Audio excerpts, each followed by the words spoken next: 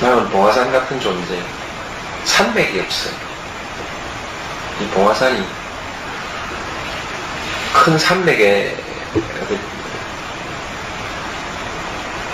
연결되어 있는 산맥이 아무것도 없고 딱 홀로 서 있는, 도출되어 있는 산.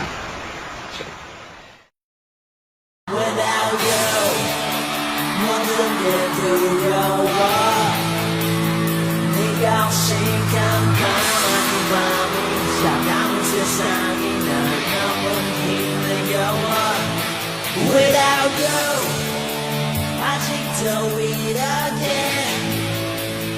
홀로 남아 너 하나만을 믿고 이렇게 기다리던 내가 바보 같잖아. No, no. 그리고 뭐 제야 출신 선배들이 노무현을 우습게 하는 것도 저는 좀 우스워요. 이 사람은 이른바 경제 전문가들과도 얼마든지 토론을 그 레벨에서 할 수 있는 사람이고, 또 자갈치 시장 아줌마들하고 만날 때는 그 레벨에서, 그 수준에서 또 같은 얘기를 할 수 있는 그런 사람이거든요. 근데 왜 노무현을 사람들이 평가해주지 않는가? 저는 굉장히 서운해요. 특히 학생운동 출신 선배들이 그렇게 하지 않는 것, 또는 386 의원들조차도 그런 기색을 보이는 것, 이런 것은 솔직히 말하면 노무현이 대학 안 나왔다고 차별하는 거예요. 만일 노무현 씨가 일정 정도 수준의 대학을 다녔고 거기서 민주화운동, 학생운동과 일정 정도의 연관을 맺은 상태에서 오늘까지 왔다면 절대 이런 일이 벌어지지 않아요. 사람들이 너무나 노무현을 가볍게 생각한다. 그 점이 저는 개인적으로 굉장히 서운하고, 이것 역시 운동권 출신들의 오만이다, 이거는. 그렇게 보고, 제가 이렇게 노무현 지지를 공개적으로 선언하는 중요한 정서적인 이유 중에 하나는, 이른바 서울대 출신 중에서 나도 좀 잘났다는 얘기 들은 사람인데 내가 노무현 밑에서 확실히 기고 들어가서 그 사람을 위해서 일할 의사가 있다. 이걸 난 보여주고 싶어요. 노무현은 그럴 만한 자격이 있는 사람이고, 그럴 만한 자질이 있는 사람이고, 그럴 만한 능력이 있는 사람이에요. 또 그런 대접을 받을 만한 기여를 한 사람이고, 왜 이것을 인정해주지 않는가? 그 점에 대해서 저는 운동권도 주류다, 그런 점에서 보면. 운동권도 주류다. 오만이다. 여러분 이게 잘 모르시는 모양인데, 그래도 대중형은 덜 공격받았어요. 왜냐면 그 민주화 투쟁의 역사가 있거든. 그 오랫동안. 그러니까 차마 고등학교밖에 못 나왔다고 욕을 못 한 거예요. 근데 무현이 형은 여러분이 상상한 것 이상으로 공격받았습니다. 대학 못 나왔다고. 그러니까 뭐라 그랬냐면요. 대학을 못 나온 거를 제대로 된 교육을 받지 않은 거라 얘기했거든요. 야, 고등학교까지 졸업했는데 제대로 된 교육을 안 받았다는 건 뭔 말입니까? 제대로 된 교육을 받지 못해서 인성이 잘못됐다고 얘기한 거예요. 절대 다수는 평범한 사람들입니다. 그 평범한 사람들이 한 사람의 카리스마, 한 사람의 현란한 말솜씨가 아닌 절대 다수가 세상을 바꿀 수 있는 기회를 주시기 바랍니다. 대통령이 앉아서 뭐 이렇게 집무실에 앉아서 뭐 네티즌들하고만 이렇게 하고 있는 것 같고, 뭔가 이게 전체적인, 그러니까 그렇게 진보와 보수라는 개념이라든가 그 세대 간의 문제로만 내가 이 사회를 인식하는 사람이 아니다라고 말씀하신다면, 너무 급격한 변화를 추구하는 젊은이들이나 이런 사람들도 아주 그 권위 있게 야단도 척하면서, 또 나이가 많이 먹은 사람들도 노 대통령의 말씀을 듣고 생각이 변할 수 있는 사람도 많이 있단 말이에요. 그리고 우리 사회는 보이지 않는 그 진리에 대한 그 근본적인 향심이 있는 나라란 말이에요. 그러니까 그런 걸 전체적으로 아울러서 이렇게 좀 뭔가 권위 있게 그들에게 설득을 하는 모습을 안 보이고 너무 젊게만 보이려고 한다라는 이제 그런 인상이 있는 거죠. 그러나 뭐 그거는 지금 말씀하신 대로 우리는 변혁의 시대에 살고 있기 때문에 누가 더 변혁에 같이 긍정적으로 따라오냐에 따라서 나는 살 수밖에 없다. 기자는 비판을, 문제를 찾고 또 문제를 제기하고 또 비판을 하고 이 직업이죠. 우리 김용옥 선생 기자 하시더니 자꾸 그렇게 보시거든요. 한번 생각해 보십시오. 제가 그 FTA 제가 농민들의 지지를 나도 농민 출신이고 농민의 지지를 받았던 사람이 이것을 통과시키기 위해서 정부와 함께 선두에 서고 제가 젊은 사람들한테나 또 누구에게나 소위 그 정치적 유리분리를 떠나서 또 인기 여부를 떠나서 용기 있게 소신을 가지고 할 말 좀 한 사람 아닌가.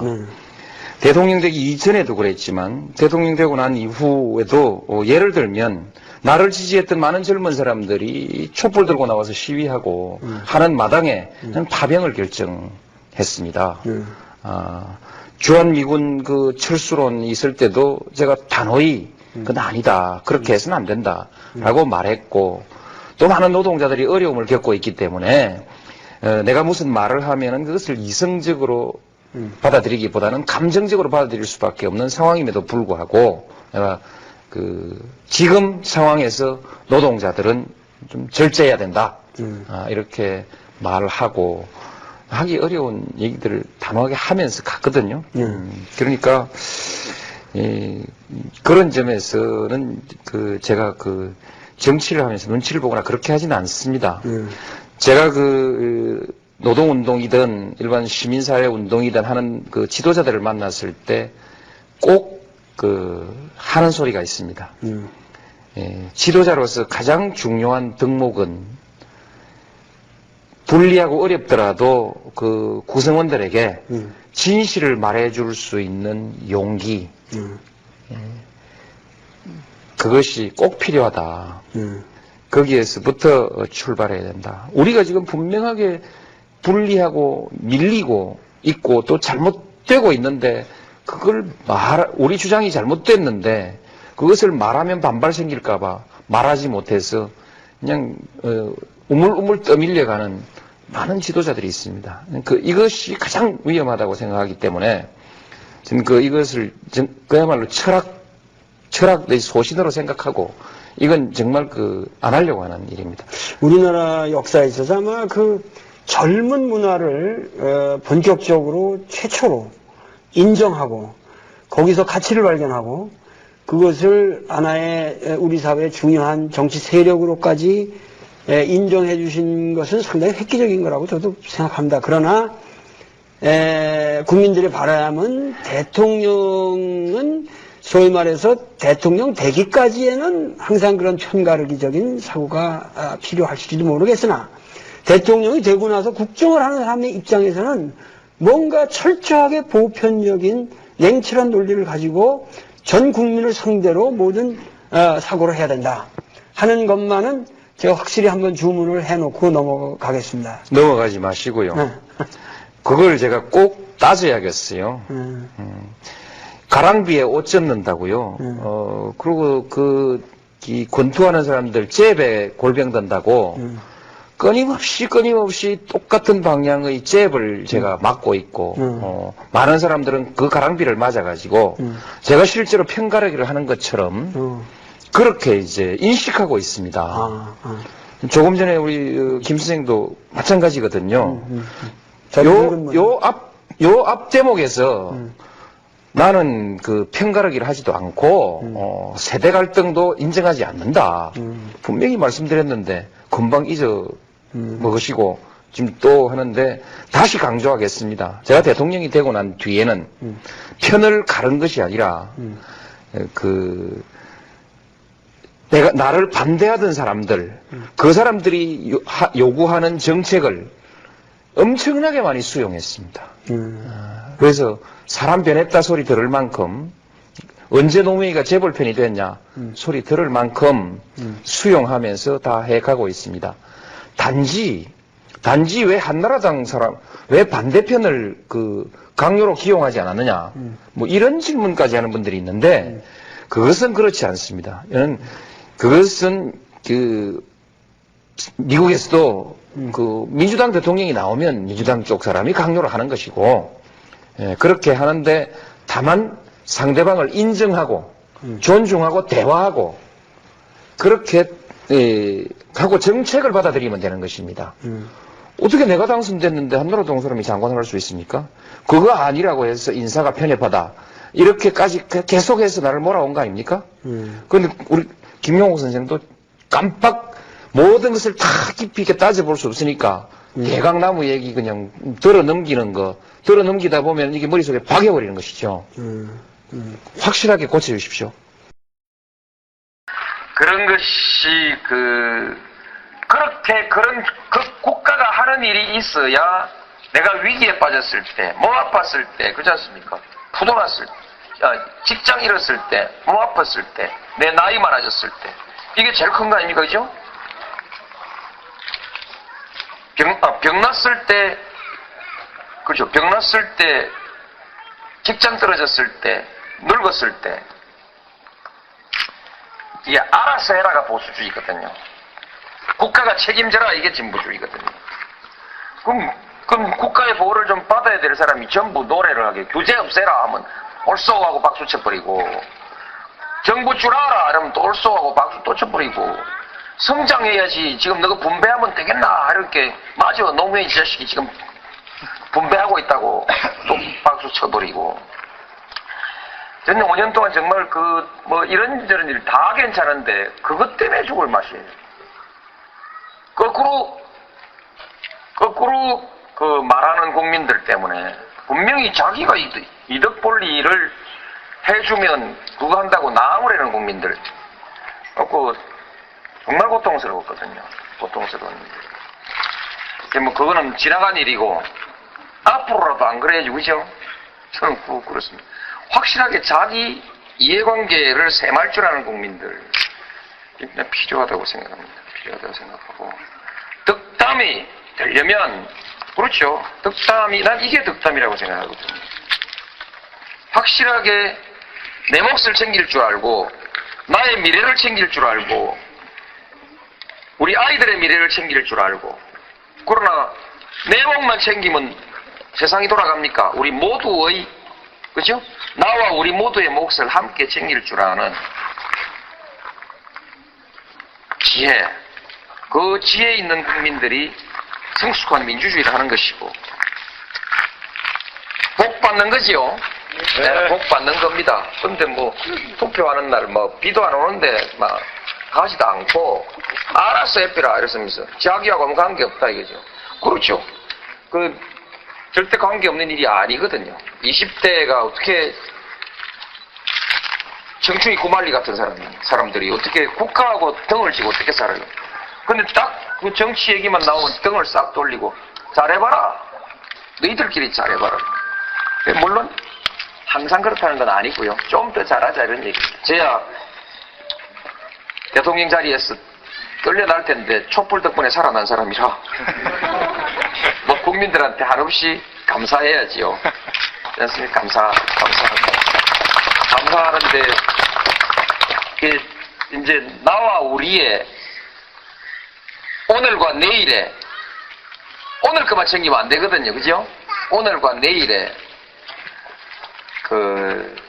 이익이 무엇인지를 슬기롭게 챙길 줄 아는 그런 국민이 저는 복받는 국민이 된다.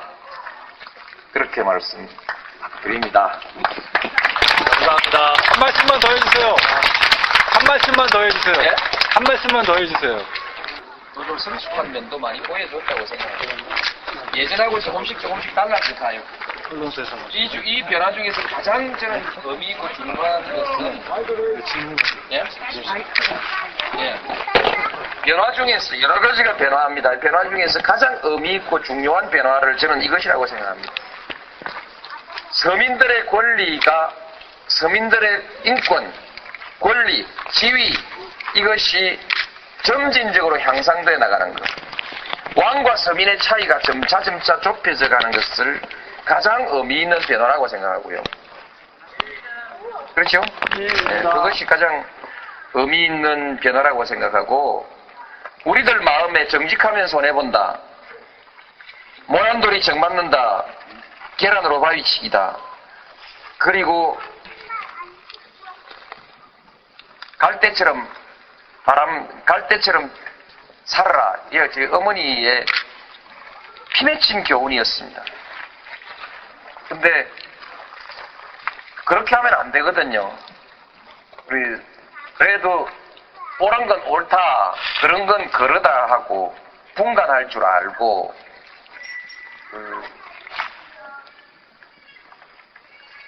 좀 힘이 들고 부담이 되더라도 할 말하고 할 일 하고 두 가지 아닙니까? 남을 위해서 자기 재산을 내놓는 사람이 있는가 하면 우리 사회의 정의를 위해서 자기 인생을 내거는 사람들이 있거든요.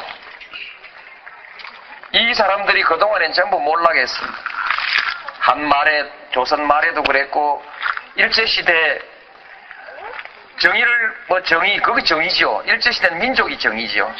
정의를 얘기했던 사람들이 다 빛을 못 보았고 자손들까지 독재 시절에도 그랬죠. 나섰다 하면 아들 취직이 안 됩니다. 아들 취직이 안 되던 그런 시절을 지냈는데 그래서 우리는 겁먹고 눈치 보고 어느 줄 설까 그렇게 하는 사람이 아니면 그래서 줄 잘 서는 놈이 성공하고 정직한 사람 손해보고 뭐 이런 것 우리들의 통념이 있는데요. 분명히 바뀌어가고 있습니다. 우리는 아직도 거기에 대해서 큰 희망을 가지고 있지 못하지만 저는 확실하게 그 말씀을 드릴 수 있습니다. 변화해가고 있습니다. 앞으로는 정직하지 못하면 성공할 수 없습니다. 직장에서든 어디 있든. 그리고 조그만 직장에서 친구들을 사귈 때도 남을 배려할 줄도 알아야 되지만 도리를 찾을 줄 알아야 옳고 그름을 구분하고 도리를 찾아서 정리를 해나갈 줄 아는 사람이라야 직장에서도 앞으로 성공하고 사회에서도 대접받는 사람이 된다. 그래서 우리 이 성공이라는 개념도 달라지지만 사람이 성공하는 방법이나 성공하는 방법이 달라지고 그 결과에 대한 평가도 앞으로 달라진다. 그 변화가 우리에겐 가장 중요한 변화이고 또 저는 그 변화가 반드시 올 것이라는 확신을 가지고 있습니다. 이게 제가 오늘 저보다 좀 젊은 사람들에게 드리는 덕담입니다. 아이를 키우는 사람들. 제가 얘기가 너무 길었어요. 우리는 2009년 5월에 정말 참 너무 일찍 만난 분이 아닌가 생각을 합니다. 우리 역사상 그 훌륭한 분을 좀 더 후에 만났더라면 하는 생각이 들 정도로 앞서가는 분을 만났고 또 이렇습니다. You shout it out, but I can't hear a word you say. I'm talking loud, not saying much. You criticize when all your bullets ricochet. Shoot me down, but I get up. I'm bulletproof, nothing to lose. Far away, ricochet. You take your aim. Far away, shoot me down, but I won't fall. I am titanium. You shoot me down, but I won't fall. I am titanium. You shoot me down, but I won't fall. I am titanium.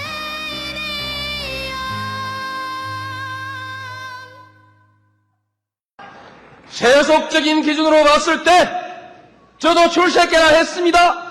성공께나 했습니다. 남들이 한다는 실력이 있으니까 한 거 아니겠습니까? 그러나 중요한 것은 성공이 아닙니다. 성공하고 난 뒤에 어떻게 살았느냐? 가난하고 힘들게 어렵게 살았던 그때의 옛 친구들을 잊어버리고 오로지 자기 자신만의 영달을 위해서 가난하고 힘없는 사람들을 짓밟은 사람도 있습니다. 외면해버린 사람도 있습니다. 그러나 저 노무현은 그렇게 하지 않았습니다.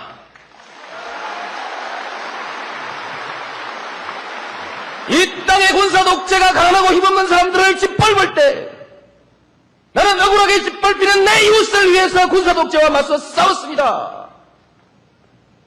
감옥도 갔습니다. 변호사 자격증지도 먹었습니다. 국회의원에 당선되고 난 뒤에도 저는 노동자들을 위해서 열심히 뛰었습니다.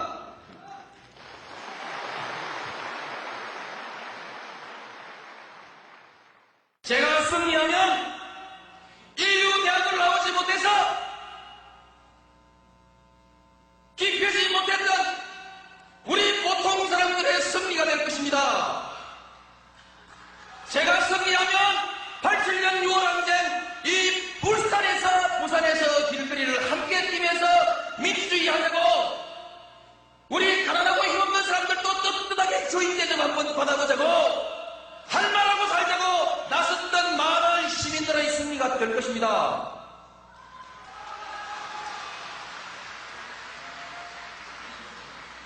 제가 승리할 때 이 울산에서 부산에서 경남에서 동서화를 위해서 민주당에 참여해서 열심히 뛰면서도 빛보지 못했던 많은 당원 동지 여러분들의 승리가 될 것입니다. 도와주십시오! 도와주십시오!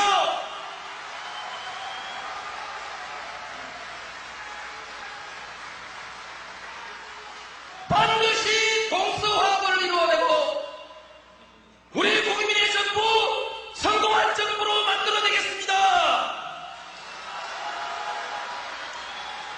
우리 김대중 대통령 성공한 대통령으로 만들어내겠습니다. 도와주십시오.